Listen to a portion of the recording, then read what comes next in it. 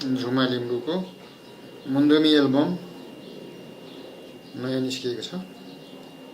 यो एल्बममा समावेश गरिएको चाहिँ मुन्दुमी गीतहरू जति सुन्यो उति सुनिरहँ लाग्ने छ।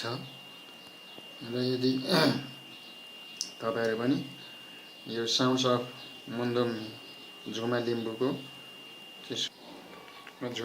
नयाँ मुन्दुमी एल्बम तपाईहरुले यक्थम चुम्लुङ भीम ललितपुर भवनमा मात्र तपाईहरुले किन्न पाउन सक्नुहुनेछ।